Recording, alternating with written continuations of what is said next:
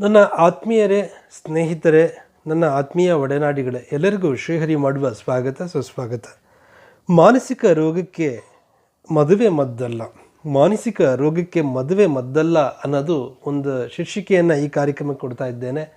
ಮಾನಸಿಕ ಆರೋಗ್ಯದ ಕುರಿತಾಗಿ ಸಾಕಷ್ಟು ತಿಂಗಳಾನುಗಟ್ಟಲೆಯಿಂದ ನಾನು ಕೂಡ ಸಾಕಷ್ಟು ವಿಚಾರಗಳನ್ನು ಹುಡುಕ್ತಾ ಇದ್ದೆ.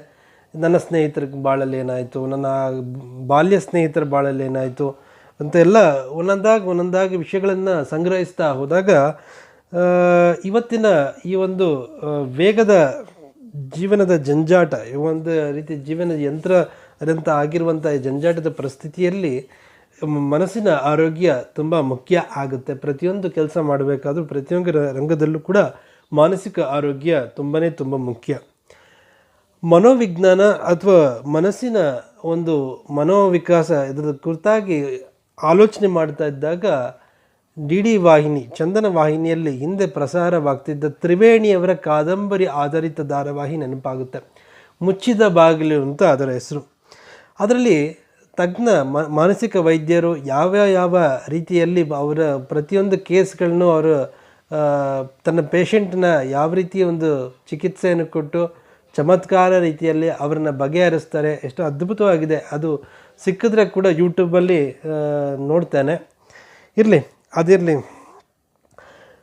ಮನಸ್ಸಿನ ರೋಗಕ್ಕೆ ಅಥವಾ ಮಾನಸಿಕ ರೋಗಕ್ಕೆ ಮದುವೆ ಮದ್ದಲ್ಲ ಅನ್ನೋದು ಶೀರ್ಷಿಕೆ. ನನ್ನ ಸ್ನೇಹಿತರ ಬಾಳಲ್ಲಿ ಏನಾಯಿತು, ಒಂದು 2-3 ಉದಾಹರಣೆಯನ್ನು ಕೊಟ್ಟು ಕಡೆಯದಾಗಿ ಒಂದು ಇದಕ್ಕೆ ಬರ್ತೇನೆ ಅಂತ ಹೇಳ್ತಾ ಈ ಒಂದು ಕಾರ್ಯಕ್ರಮ ಶುರು ಮಾಡ್ತಾ ಇದ್ದೇನೆ. ಮಹೇಶ 28ರ ವಯಸ್ಕ. ಅವನು ಸುಮಾರು 1.5 ವರ್ಷದಿಂದ ಯಾರ ಜೊತೆಗೂ ಸಂಪರ್ಕಿಸದೆ ತನ್ನ ಪಾಡಿಗೆ ತಾನಿರುತ್ತಾನೆ. ಅವನಿಗೆ ಏನೂ ಬೇಡವೇನೋ ಅನ್ನೋ ಸ್ಥಿತಿಯಲ್ಲಿ ಇರ್ತಾನೆ. ಯಾರು ಮಾತನಾಡಿದ್ರೂ ಆ ಮಾತು ಅವನಿಗೆ ಬೇಕಿಲ್ಲ. ಯಾವ ಕೆಲಸದಲ್ಲೂ ಅವನು ಶ್ರದ್ಧೆಯಿಂದ ಕೆಲಸ ಮಾಡಿದ್ದನ್ನು ನಾನು ನೋಡಲಿಲ್ಲ. ತನ್ನಷ್ಟಕ್ಕೆ ತಾನು ಮಾತನಾಡಿಕೊಳ್ಳುವುದು, ನಗುವುದು ಸಹ ಕಂಡುಬರುತ್ತದೆ. ಯಾವುದರಲ್ಲೂ ಆಸಕ್ತಿ ಇಲ್ಲ. ಸ್ನಾನ ಸಂಧ್ಯಾವನ್ನೇ ಬೇಕಿಲ್ಲ. ಶುಚಿಯಾದ ಬಟ್ಟೆ ತೊಡುವುದಿಲ್ಲ. ಗಡ್ಡ ಬೋಳಿಸಿ ಕೆಲವು ವಾರಗಳೇ ಆಗಿದ್ದಿರಬಹುದು. ತಮ್ಮ ಮನೆಯವರನ್ನು ಹಿಂದಿನಂತೆ ಪ್ರೀತಿಸುವುದಾಗಲಿ ಮಾತನಾಡುವುದಾಗಲಿ ಇಲ್ಲವೇ ಇಲ್ಲ. ಮನೆಯವರು ಇದರ ಬಗ್ಗೆ ಪ್ರಶ್ನಿಸಿದರೆ ನಗುತ್ತಾ ವಿನಃ ಸಮಂಜಸ ಉತ್ತರ ಕೊಡುವುದಿಲ್ಲ. ಇವನ ಅಣ್ಣನ ಮದುವೆಯಾಗಿ 2 ವರ್ಷವಾಗಿದೆ. ಅಣ್ಣ ಅತ್ತಿಗೆ ಸದಾ ನಗುತ್ತಾ ಮನೆಯಲ್ಲಿರುತ್ತಾರೆ. ಇವನು ಅವರನ್ನು ನೋಡಿ ತನ್ನ ವಿವಾಹವಾಗಲಿಲ್ಲವೆಂದು ತಿಳಿದು ತನ್ನಲ್ಲೇ ತಾನು ಸಂಕಟಪಟ್ಟುಕೊಳ್ಳುತ್ತಾನೆ. ಯಾವ ಮಗ ಅಪ್ಪನನ್ನು ತನ್ನ ಮದುವೆ ಮಾಡು ಎಂದು ನಾಚಿಕೆ ಬಿಟ್ಟು ಕೇಳುತ್ತಾನೆ? ಇವನಿಗೆ ಮದುವೆ ಮಾಡಿ ಸರಿ ಆಗುತ್ತಾನೆ ಎಂದು ಊರಿನವರು ಸಲಹೆ ಕೊಟ್ಟರು. ಸರಿ, ಒಂದು ಶುಭ ದಿನದಂದು ಇವನ ವಿವಾಹವಾಯಿತು. ವಿವಾಹವಾದ ದಿನದಿಂದಲೇ ಇವನು ತನ್ನ ಪತ್ನಿಯಂತೆ ಕಾಣಲಿಲ್ಲ. ಹಿಂದಿನಂತೆ ಇದ್ದ. ಇದರಿಂದ ಸುಮಾರು 6 ತಿಂಗಳು ಬೇಸತ್ತಳು ಪತ್ನಿ ರಮಾ. ಪತ್ನಿ ಹೆಸರು ರಮಾ. ಅವಳು 6 ತಿಂಗಳು ಬೇಸತ್ತಳು. ಗಂಡ ಇನ್ನೆರಡು ದಿನಗಳಲ್ಲಿ ಸರಿಯಾಗಬಹುದು, ನಾಳೆ ಸರಿಯಾಗಬಹುದು, ನಾಳಿದ್ದು ಸರಿಯಾಗಬಹುದು ಅಂತೂ ಆಶಿಸುತ್ತಿದ್ದಳೆ ವಿನಃ ಅವರು ಸರಿಯಾಗಲೇ ಇಲ್ಲ. ಆದರೆ ಇವಳ ಆಸೆಯಾಗಿಯೇ ಉಳಿಯಿತು. 2 ತಿಂಗಳಲ್ಲಿ ಬೇಸತ್ತು ರಮಾ ಗಂಟು ಮೂಟೆ ಕಟ್ಟಿಕೊಂಡು ತವರು ಮನೆ ಸೇರಿದಳು. ಗಂಡ ಬದುಕಿದ್ದು ವಿಧವೆಯಂತೆ ಈಗಲೂ ಜೀವಿಸುತ್ತಿದ್ದಾಳೆ ರಮಾ. ಇದು ಒಬ್ಬ ಸ್ನೇಹಿತನ ಕತೆ. ಆದರೆ ಈಗ ಇನ್ನೊಬ್ಬಳು ಗೆಳತಿ ದೇವಕಿ 20 ವರ್ಷದವಳು. ಈಕೆಗೆ ಸುಮಾರು 6 ತಿಂಗಳಿಂದ ನಿದ್ದೆ ಸರಿಯಾಗಿ ಬರುತ್ತಿರಲಿಲ್ಲ. ಒಂದು ರಾತ್ರಿ ಬಿಟ್ಟು ಸುಮಾರು 2 ತಾಸು ಮಾತ್ರ ನಿದ್ರಿಸುತ್ತಾಳೆ. ಊಟ ಬೇಡವಾಗಿದೆ. ಈ ಅವಧಿಯಲ್ಲಿ ಸುಮಾರು 6 kg ತೂಕ ಕಳೆದುಕೊಂಡು ಮುಂಚಿತವಾಗಿಯೇ ತೆಳ್ಳಗಿದ್ದಳು. ಈಗ ಎಲುಬಿನಂತದ್ದಾಗಿದ್ದಾಳೆ. ಮಾತಿಗೆ ಅಳುತ್ತಾಳೆ. ಏನೇ ಮಾಡಲಿ ಏಕಾಗ್ರತೆಯಿಂದ ಮಾತನಾಡುತ್ತಿಲ್ಲವಲ್ಲ. ಕಾರಣ ನೆನಪಿನ ಶಕ್ತಿ ಕುಂದಿದೆ. ಮುಂಚೆ ಎಲ್ಲ ಸಮಾರಂಭಗಳಿಗೆ ಓದುತ್ತಿದ್ದ ಇವಳು ಬುದ್ಧಿವಂತ ವಿದ್ಯಾರ್ಥಿನಿಯಾಗಿದ್ದಳು. ಇತ್ತೀಚಿನ ಪರೀಕ್ಷೆಯಲ್ಲಿ ಫೇಲಾಗುತ್ತಿದ್ದಾಳೆ.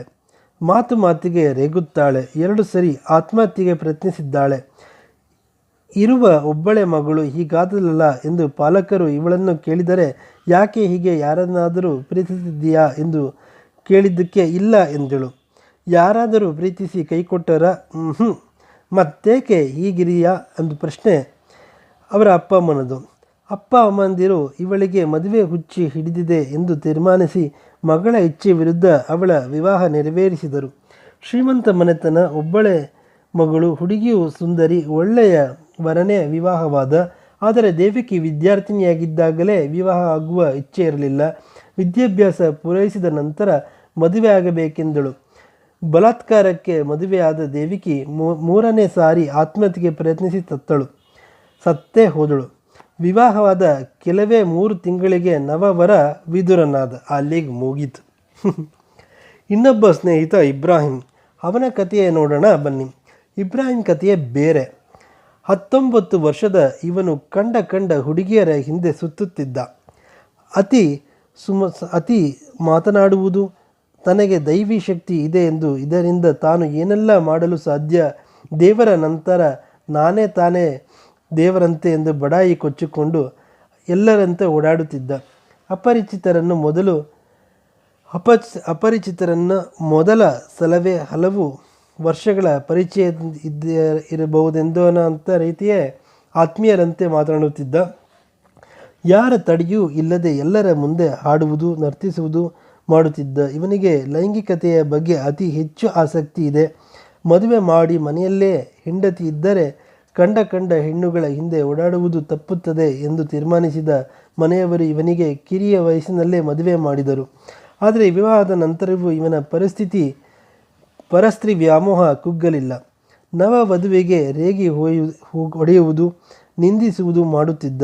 ಹುಡುಗಿ ಕಣ್ಣೀರಲ್ಲಿ ಕಣ್ತೊಳೆಯ ಪರಿಸ್ಥಿತಿ ಬಂತು. ಇದನ್ನು ತಿಳಿದ ಅವನ ಅಪ್ಪ ಅಮ್ಮ ಅವಳನ್ನು ತವರು ಮನೆಗೆ ಕರೆದೊಯ್ದರು. ಇಲ್ಲಿ ಮಹೇಶ್ನಿಗೆ ಇರುವ ರೋಗದ ಹೆಸರು ಭ್ರಾಂತು ರೋಗ. ಈ ರೋಗದವರು ತಮ್ಮದೇ ಆದ ಲೋಕವನ್ನು ಸೃಷ್ಟಿಸಿಕೊಂಡು ಅದರಲ್ಲೇ ಇರುತ್ತಾರೆ. ಇವರಿಗೆ ಯಾರಲ್ಲೂ ಪ್ರೀತಿ ವಿಶ್ವಾಸವಿರುವುದಿಲ್ಲ. ತಮ್ಮ ಪಾಡಿಗೆ ತಾವಿರುತ್ತಾರೆ. ದೇವಕಿ, ಎರಡನೇದಾಗಿ ಕತೆ ಹೇಳಿದ್ದು ದೇವಕಿದಲ್ವಾ? ದೇವಕಿ ಇದ್ದ ರೋಗ ಖಿನ್ನತೆ, ಅಂದರೆ ಡಿಪ್ರೆಷನ್. ಈ ರೋಗದವರು ಸದಾ ಖಿನ್ನತೆಯಿಂದಿರುತ್ತಾರೆ. ತಾವಿದ್ದು ಪ್ರಯೋಜನವಿಲ್ಲ, ಯಾರೂ ತನಗೆ ಬೇಕಾಗಿಲ್ಲ ಮತ್ತು ತಾನು ಯಾರಿಗೂ ಬೇಕಾಗಿಲ್ಲ ಎಂದು ನಂಬುತ್ತಾರೆ.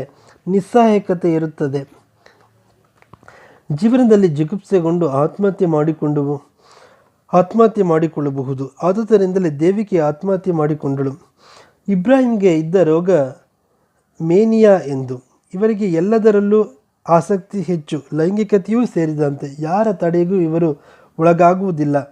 ಮೇಲಿನ ಮಾನಸಿಕ ರೋಗಗಳಲ್ಲಿ ಕೆಲವು ಉದಾಹರಣೆಗಳು. ಈ ಮೂರನ್ನು ತಜ್ಞ ವೈದ್ಯರಲ್ಲಿ ಚಿಕಿತ್ಸೆಗೆ ಒಳಪಡಿಸಿದರೆ ಇಷ್ಟು ಚೆನ್ನಾಗಿರುತ್ತದೆ ಗೊತ್ತಾ ಅವರ ಬಾಳು ಅಥವಾ ಜೀವನ.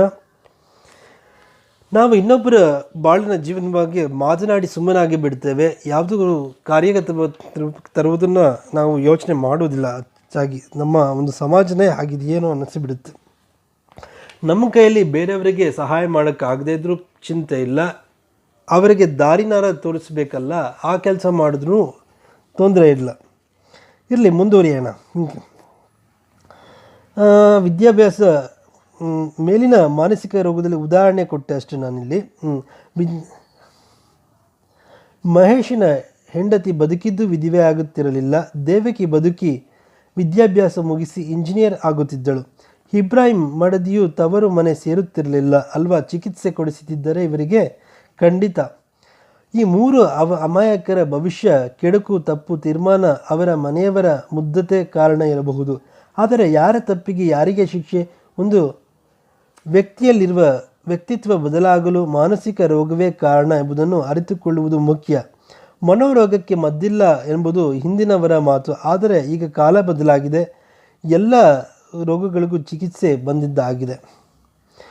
ಮನೋರೋಗಕ್ಕೆ ಮದ್ದಿಲ್ಲ ಎಂಬ ಗಾದೆನೇ ಸೃಷ್ಟಿಯಾಗಿತ್ತು. ಆ ಗಾದೆಯಿಂದ ಸುಳ್ಳಾಗಿದೆ. ಪ್ರತಿಯೊಂದು ಮನೋರೋಗಕ್ಕೂ ಒಂದು ಚಿಕಿತ್ಸೆ ಲಭ್ಯ ಇದೆ.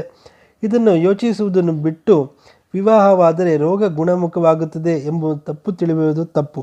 ಆದುದರಿಂದಲೇ ಒಂದೇ ಒಂದು ವಾಕ್ಯದಲ್ಲಿ ಹೇಳಬಹುದಾದರೆ ಮನೋರೋಗಕ್ಕೆ ಮದುವೆ ಮದ್ದಲ್ಲ ಅಂತ ಹೇಳಬಹುದಾಗಿದೆ.